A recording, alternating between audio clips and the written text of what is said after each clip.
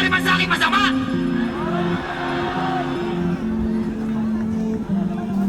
Ang pakikiramay nyo ay pagpapatuloy ng kalayaan ng Pilipinas sa korupsyon. Pababain, tanggalin, at pagbayarin lahat ng kasali sa pamamalakan ng korupsyon.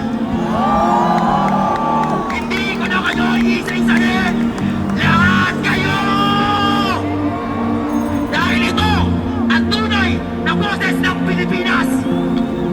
Nakikinig, nakikita at susubaybayan namin kayo simula sa pagkabata namin.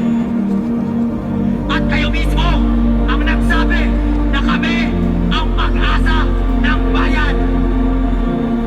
Kung hindi kayo titigil, hindi rin kami titigil.